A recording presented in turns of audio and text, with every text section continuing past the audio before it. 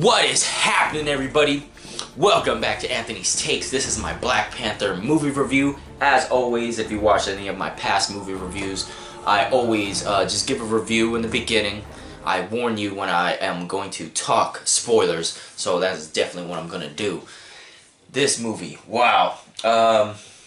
Easily into my top 5 MCU Marvel movies. I would have to say it's definitely shaking things up in my top 5. Black Panther, great movie. Directing, the acting, the cast, the everything from top to bottom was just great. I couldn't find anything wrong with it, and it stuck very close to the comic origins as much as it can.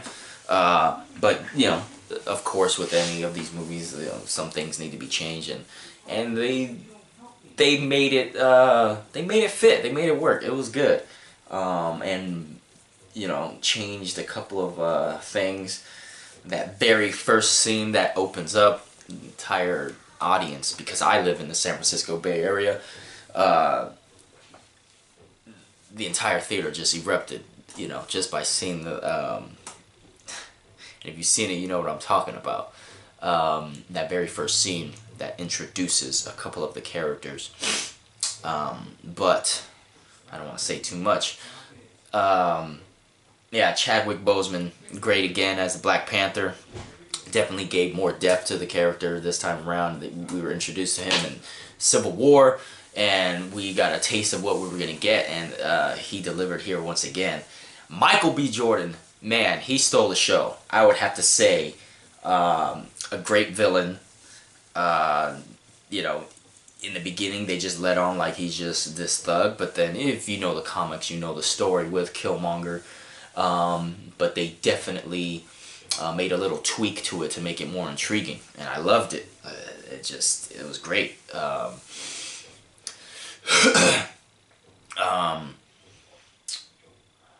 Lupita Nyong'o did a great job.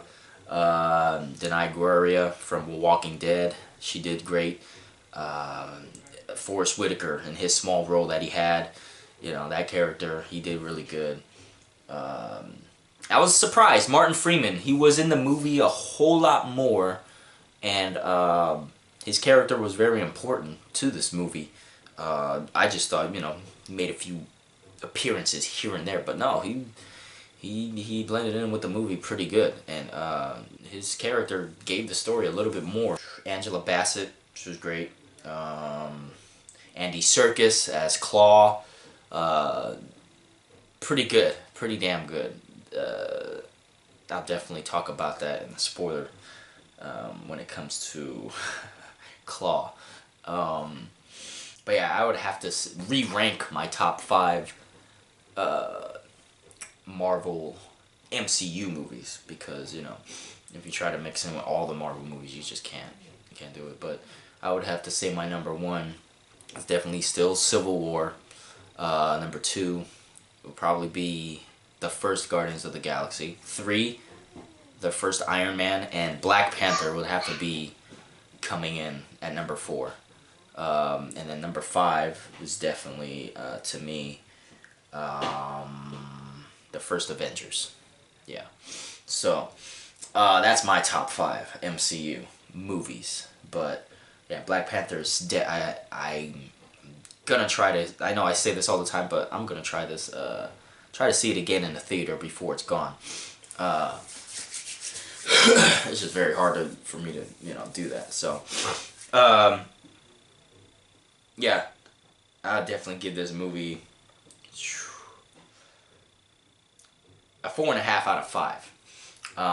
Especially with the message that it sends to about building barriers. You know, there was a scene in the movie that I don't want to give too much away, but was very inspirational, and pretty much taking a jab at the current events in the United States right now, and with the foolishness and fuckery of our current president. So I definitely got that hint from, and if you've seen it, you know what I'm talking about.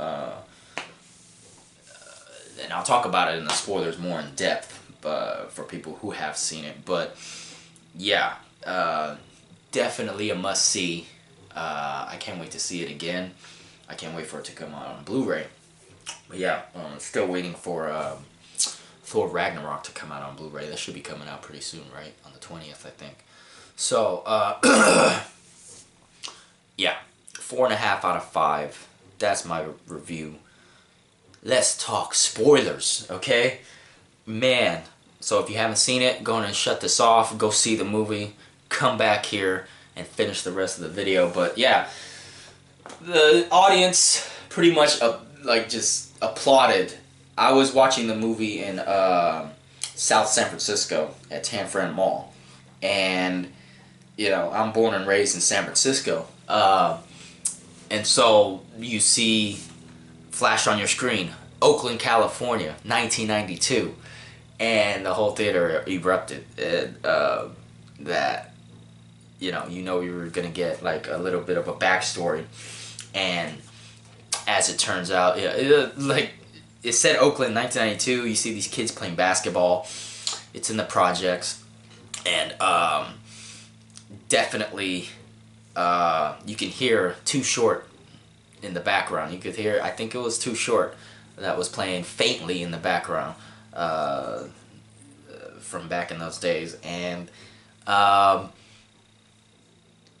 yeah, we get to meet. We don't know that's him though. We don't know it's Eric Killmonger that's there, but we see King T'Chaka, the Black Panther's dad, and he's a bit younger, and so definitely there's different actors. So you have to kind of like pinpoint. Oh wait, that's and then so Wakanda sends spies to pretty much spy on the United States, and it comes that T'Chaka has found out one of his spies has betrayed him, so he came to confront him about stealing vibranium and selling to Ulysses Claw. And yeah, at least Ulysses Claw has been around that long to where King T'Chaka has never been able to capture him, or that was, like it said in the movie, that's one of King T'Chaka's. I cannot talk right now. King T'Chaka's greatest regrets when he was king is never been able to capture Ulysses Claw. So, and that plays a big factor later on in the movie when it comes to Michael B. Jordan's character, Killmonger, and and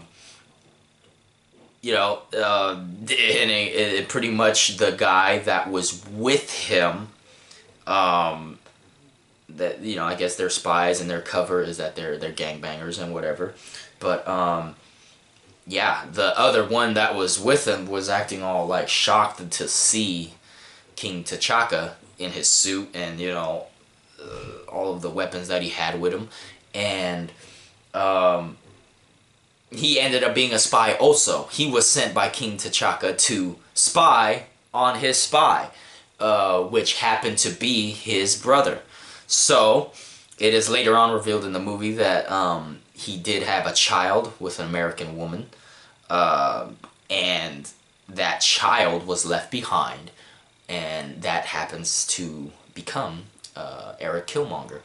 And he graduates from MIT. He's a Navy SEAL. He's trained to kill, and he pretty much has all these scars all over his body, which what you see in the trailers, and each of those scars is somebody he's killed.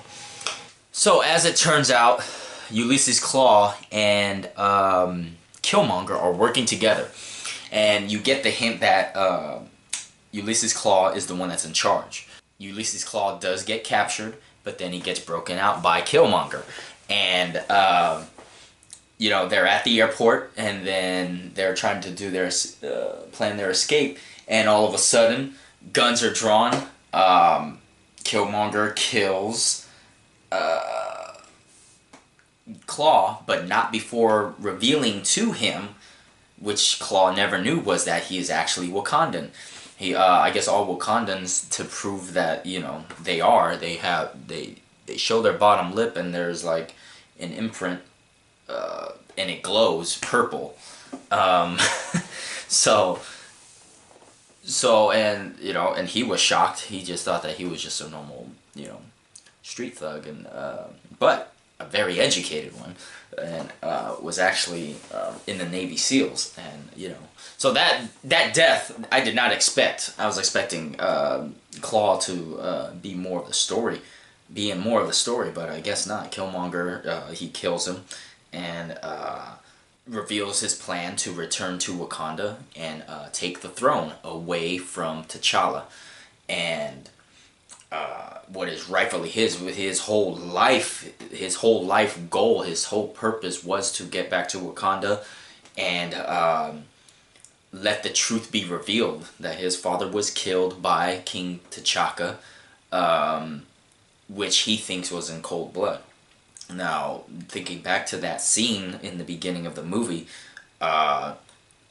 it's basically his belief that Wakanda should be sharing their resources with the rest of the world, especially colored people who are oppressed by the governments around the world, and with the use of vibranium can overthrow the governments that are oppressing them, and be the kings that they are meant to be, and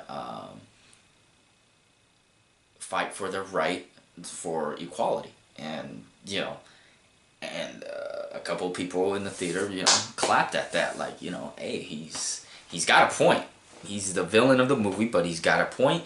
And in the end, in that one end credit scene where where T'Challa is talking, he announces that Wakanda is coming out from their hiding, and they are going to share their resources to make the world a better place. And in that speech, I definitely did catch a little bit, I wouldn't say directed towards Donald Trump, but I definitely sensed that one sentence that jumped out to me, where this is a time where barriers should not be built. And when I heard that, I was like, yeah, there we go. Like, we got our president trying to build this wall along the border of the U.S. and Mexico, and that was very fitting for that to be put in this movie, in that end credit scene. And yeah, so I'm not sure if someone down in the comment section, let me know if you caught that. I did, and I appreciated it very much, So, so Killmonger, he makes his way back to Wakanda with the dead body of Claw, and just throws the body at them and comes up to the council room. Now, at this time, T'Challa actually does know the truth about it, and is trying to keep Killmonger from bringing it out to the light. And he definitely doesn't fall for it. He lets it be known, and then he challenges T'Challa to a fight for the throne. Now, and with every time that T'Challa has to fight for the throne, he gets his power. He drinks something to where it takes his power away, so that the fight is even, and he gets his ass handed to him by Killmonger. So I definitely appreciated that there wasn't much of T'Challa in the Black Panther suit. We definitely got to know more of T'Challa, which is something I appreciated, going back to how Iron Man 3, Tony Stark wasn't really in his suit that much. What other movie was there? I know there was something else I was thinking of. But yeah, movies like that where you get away from the... Damn. You get away from the alter ego, the hero, and then you get to know the actual person underneath the suit. So that was definitely a good thing to put in this movie, where and also where he's absent the time where everyone thinks he's dead. He actually does get, his body does get found by the tribe that lives in the mountains, that has always never agreed with King T'Chaka and the line of Black Panthers that have always, butted heads and don't want anything to do with how they're technologically advanced because of the vibranium. And yeah, but that tribe actually helps keep T'Challa alive until Angela Bassett's character, Nakia, and I believe the other girl, I forgot her name though, they come and asking for help, but then they find out that they found the body of T'Challa and they're keeping him on ice basically until while Killmonger is instructing his servants to burn the whole garden that has those heart-shaped plants that give the Black Panther their powers. Now that he has it in him, he feels the need to burn everything so that there's no chance of anybody ever trying to overthrow him. And they're warning him like, no, like this is how it's been for generations. We need to keep these plants because for the future generations. And he did not want that. He wanted everything burned and gone. And luckily, Nakia is the one that actually goes and gets one more because they know that T'Challa is alive and they're saving it for him. So as Killmonger is on the throne, he basically reveals his plans to reveal Wakanda to the world and basically give the power and the tools and the resources to those around the world that are oppressed by their governments and police and what have you, and to overthrow, because they already have spies all over the world. So he basically gives the orders to, start shipping vibranium out to those spies and do what needs to be done so that they're no longer oppressed. Which, today, this day and age, is still true. And so you can't really fault Killmonger for that. He was basically, he grew up in it. He grew up in Oakland, California, in poverty. So he is, I don't see him as a villain because of that. And it's really, really, really good to see that in a Marvel movie. Ryan Coogler, he did a great damn job with this movie. All of his movies have been great. Fruitvale Station, Creed, this one. I mean, those are the movies that I've seen from him that were just amazing. And for him to, in that very first scene, make Oakland, California be the place where Killmonger was raised was really good. Now going, very good climactic scene, final battle, when T'Challa comes back to life, gets his suit, he challenges Killmonger once again. That final battle was really good, very, very entertaining. And his death, Killmonger's death, was very, very sad at the same time of, seeing how, T'Challa wanted to keep him alive, and then, but Killmonger said, no, why would I want that? Just so you can lock me up in shackles.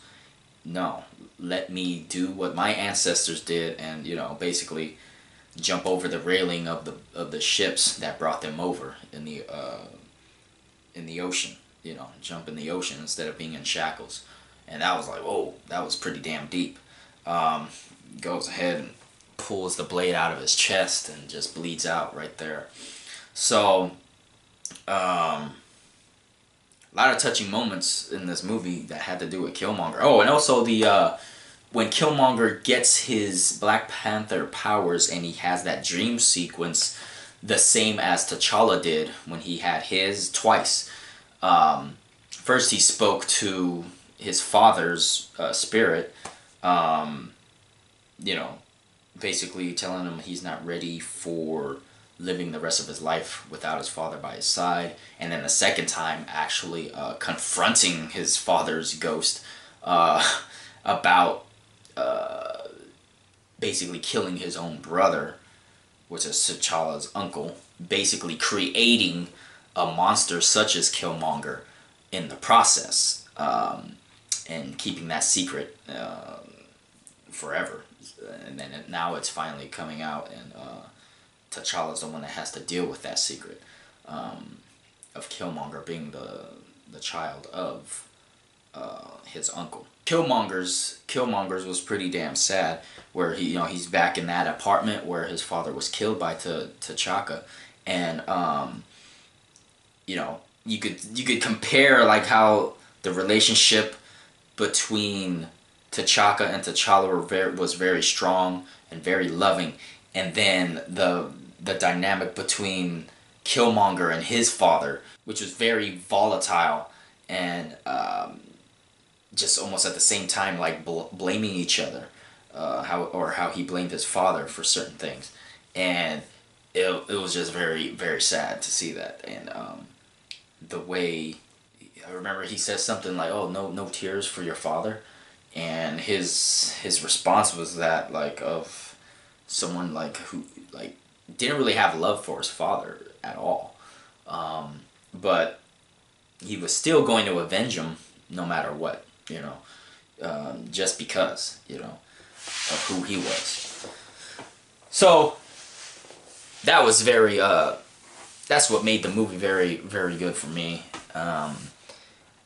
Definitely can relate to a lot of that in there, and that's definitely another great Marvel movie, and it definitely stands aside as something that gives a true statement, and just really makes you like question like everything that goes on around you when it comes to government and this and that, and just society and how it is. And really, really appreciate this movie for what it was, and the message that it sent. So that's all I have on my mind right now. I know once I shut this off and start editing, other shit's gonna pop in my head, as always. But hey, that's my movie review. Let me know in the comment section what you thought about it. Did you love it as much as I did? Did you catch that little jab at Trump at the end credit scene? Definitely let me know. If you enjoyed my movie review, hit the like button, subscribe, and share if you already haven't. If you haven't, and if you did not like this, eat me.